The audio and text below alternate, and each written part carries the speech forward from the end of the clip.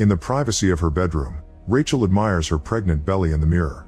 But at that moment she wakes up, revealing the pregnancy was just a dream. She leaves the bed to have breakfast made by Elena, the house AI, who is also opening the curtains and doing all the chores. Elena notices that Rachel's serotonin levels have gone down and tells her to spend some time in an artificial nature pod, but Elena turns down the idea because she's busy. Then Elena wakes up her husband Alvy to say goodbye before she leaves for work. On the train she notices a woman carrying a very particular pod. At home Alvy spends his morning working on his plants. He doesn't like Elena controlling his routine like she does with Rachel and keeps missing her cues, delaying his breakfast. At the office Rachel introduces the workers to a new model of AI-controlled robot, who will soon be taking over the company's client portfolios and become executive assistants. The employees are worried they may become irrelevant, but another manager called Alice uses corporate speech to assure them they'll always be needed. Afterward Rachel is called by the head of HR, who has decided to give her a promotion. First she asks some questions, so Rachel has to explain Alvy is a botanist and that makes her the primary source of income, but they aren't considering having a baby yet. The lady points out this has been Rachel's best year, so she should use this momentum to have that child, especially since their company has acquired the womb center. This means the company covers part of the payment. When Rachel returns to her office, her new robot gets her profile from Elena and schedules a nature pod session. While she's working she receives a call from the womb center to inform her that a spot opened up, so she should visit them to at least get a tour. Since the wait list usually lasts 2 years, Rachel accepts the appointment. During her lunch breaks she goes to the nature pod and relaxes surrounded by recordings of the sea and trees. She falls asleep and dreams about having a baby again. Meanwhile at the school greenhouse Alvy is trying to teach his students about fresh fruit, but they think eating stuff taken from nature is disgusting because they're used to food made by machines. After work Rachel goes to see her AU therapist Eliza, who guides her into sharing her inner turmoil. It turns out womb center is a place that allows a couple to grow a baby inside an external artificial womb, which saves the woman from any potential health hazards and allows both parents to be responsible for the fetus. However, Rachel knows Alvy will want to have a natural child and that's why she hasn't told him about the appointment yet. Eliza assures her that even if the baby grows inside a pod, there'll still be a natural human growing inside a normal human uterus. Afterward Rachel goes to a clean oxygen bar with Alice, who convinces her to tell Alvy about the appointment because surprising him when the day comes will be worse. However, when Rachel arrives home ready to talk, Alvy tells her about his day and complains about humans lacking contact with nature nowadays and how that's affecting society, scaring Rachel into silence. On Thursday, Rachel goes to the womb center alone. First all the visitors are shown a video from the founder, who explains he started the company to allow women to have successful careers and fix the declining birth rate. Then director Linda gives them a tour of the place while explaining the technology they use. In the incubation room, she chooses a client's pod to show the baby growing inside. Using their phones, the parents can expose the child to all kinds of music and even choose what they'll eat. The pod comes with a base to keep it connected at home and a 48-hour battery in case the parents need to travel. When Rachel asks if the baby can hear the outside world, Linda says yes and encourages parents to talk to their child to help development. After the tour, Linda shows Rachel the womb's prices and asks her for a deposit to reserve a spot. In the evening, Rachel gets home and Alvy mentions that he got a notification about an $8,700 deposit. Rachel has no choice but to explain she sent that money to Womb Center to reserve their spot. Alvy gets angry because she's been making such big decisions without discussing them with him first, so Rachel apologizes and they share a hug. Sometime later they visit Alice and her husband, who share their experience and show them their own pod. They're both very happy with their choice, especially because of the health benefits. The husband offers Alvy to hold the pod, but Alvy refuses. When the couple returns home, they argue the whole concept of an artificial womb. Alvy sees it as just a plastic gadget full of chemicals, but Rachel swears it feels like an actual womb to the baby. When Alvy points out he needs more time to think about it, Rachel reminds him they need to confirm soon or they'll lose their reservation. Determined to solve this, Rachel asks Alvy to see Eliza. He agrees to go, but his anti-AI attitude stays during the whole appointment. He thinks a computer without feelings can't judge a person's emotional state, but Eliza disagrees and says it's good that she doesn't have emotions because then she can provide neutral advice. After the session is over, Alvy lies to Rachel, saying it went well. That night the couple goes to a restaurant and the argument continues. Rachel finally gets tired of it and announces they aren't having the baby because she doesn't want to fight with him anymore. When they go home, they do the dirty and Alvy tells Rachel they should have the pod baby because he can tell how much it matters to her. The next day the couple meets with Linda to sign the contract. Linda asks if it's important for Alvy to be the father because to make the baby they only need Rachel's eggs. However, if they want the child to be a boy, they'll need Alvy's Y chromosome. Rachel doesn't hesitate to ask Linda to also use Alvy's seed to make the baby, and they'll let nature choose the gender. Afterward, the couple watches the fertilization process on a big screen while Linda narrates what's going on. Moments later, a nurse brings them the fetus inside a small jar, which feels very underwhelming. When they go home, they get a call from Rachel's parents to congratulate them. The father tells Alvy he should sell his property on Shell Island to have some extra money for the baby, which makes Alvy uncomfortable, so Rachel tells him to drop it. They don't have the pod yet because the fetus must develop some more before it's sent home. For the next few days, Rachel keeps her eyes on the tablet that is connected to the pod at the lab, always making sure her baby's status is fine and choosing music. This causes her to get very distracted at work and even in the kitchen. One night Alvy tries to get naughty, but Rachel turns him down, saying she needs some time because she just got pregnant. As days pass, Alvy keeps ignoring the tablet, so Rachel tries to convince him to choose some music or send a message to the baby. Alvy refuses because he thinks the embryo isn't developed well enough yet to be affected by any interaction. Eventually, Rachel goes to the lab to visit her pod, but she can't open it. The nurse explains that's on purpose because the babies require darkness for the first 7 weeks. The window will be uncovered when they hear the first heartbeat. After watching the nurse take a pod away because it was ready to be born, Rachel picks up her own pod and sits with it to try to form a connection. Sometime later, a very pregnant Rachel gets a C-section in an operation room, but instead of a baby she gives birth to a hard-boiled egg. At that moment she wakes up, realizing it was only a dream. The next time she visits Eliza, she tells her about her dreams. However, Eliza thinks analyzing dreams is a thing of the past and modern science has concluded they're random.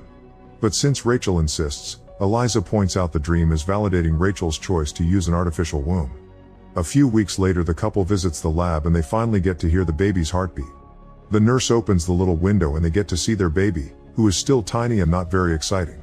Some couples take the pod home, but most of them keep it at the lab for safety, so Rachel and Alvy do the same. More time passes and Rachel finishes decorating the baby's room. Alvy wants to put a real plant in it, but Rachel thinks a hologram plant would be safer for the kid. A very offended Alvy storms off, saying he'll plant this on his island instead. This prompts Rachel to ask him to sell the island since they never go there anyway, and Alvy reminds her they don't because Rachel never wants to go when he asks. It turns out Rachel doesn't see the point in driving 3 hours to go to that island when there are nature pods in the city. Alvy snaps and says he refuses to raise a child in a nature pod. Later, Rachel goes to a public pool and can't stop staring at a pregnant lady.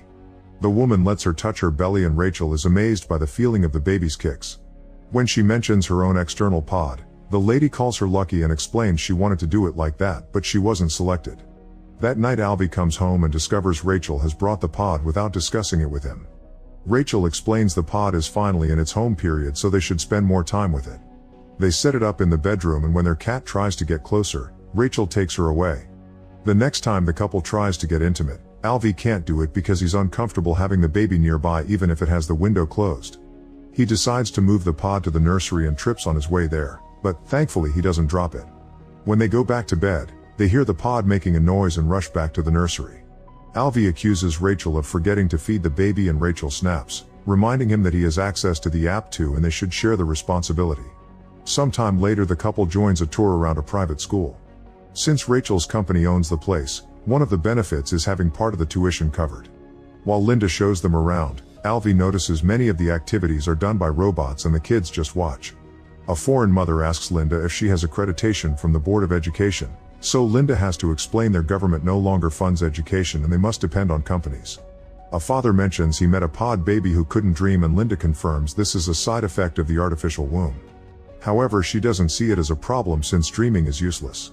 One afternoon, the office robot tells Rachel that her productivity has decreased, but she ignores it.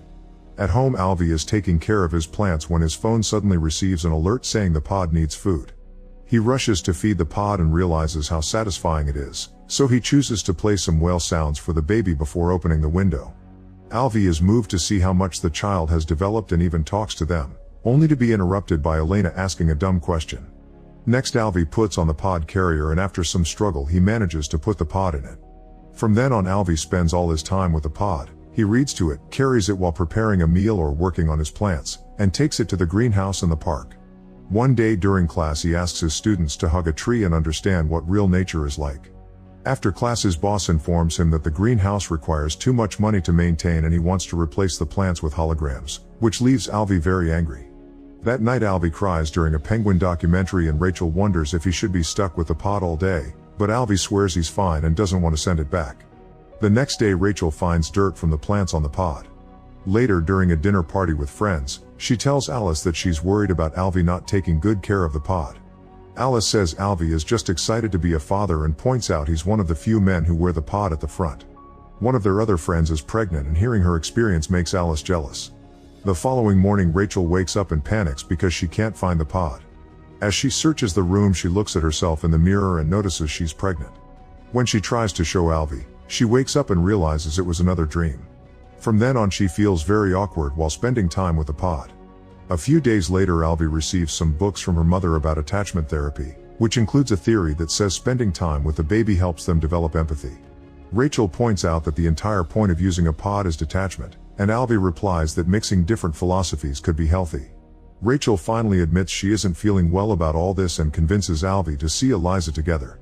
During the session, Rachel says they're failing to find a balanced family time because everything revolves around the pod, and Alvy reminds her to call it a baby. Rachel points out Alvy has been bonding with the baby but she hasn't, so she thinks she may not be ready to be a mother. An argument ensues and Alvy says this is her hormones talking. Eliza interrupts their fight to request to be connected to the pod because therapy can start in the uterus. For the next few days, Rachel carries the pod around and feels like she's being judged in public. At the office, she accidentally hits the pod against the door because she isn't used to moving with it yet. After an important meeting, Alice tells Rachel that bringing the pod to work may be a bad idea because they'll call her a distracted mom. Alice picks up the pod and puts it inside a special cupboard where all the parents can leave their pods while they work. In the evening Rachel is so busy working that she forgets the workshop meeting at the womb center and arrives late. Linda invites everyone to share their experiences taking care of the pod before making them put it back in the lab for the last stretch of the process. For the next few days the couple feels very lonely without the baby. One afternoon at the beach, Rachel picks up a blanket from the sand and puts it around herself and the baby, only to wake up from another dream. The next day she takes some of Alvy's plants and puts them in the nursery, which makes Alvy happy. Sometime later the HR director tells Rachel that her productivity has been decreasing at alarming speed, but Rachel still denies she has depression. When the fetus is close to being 10 months, Linda tells the couple they must choose their preferred date of birth.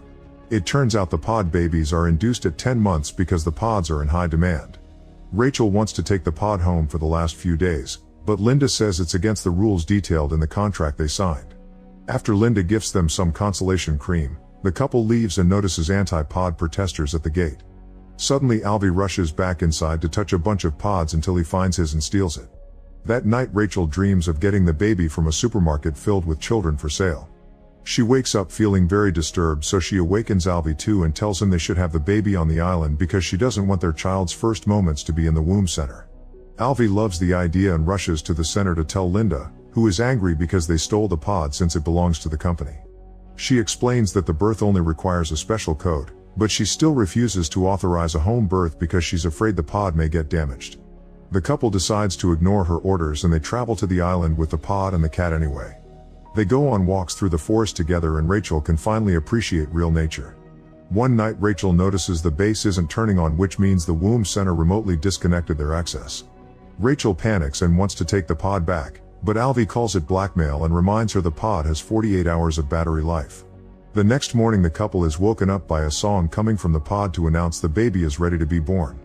Rachel tries a bunch of codes on the app but none of them work, so Alvy begins opening the pod by force by separating its parts.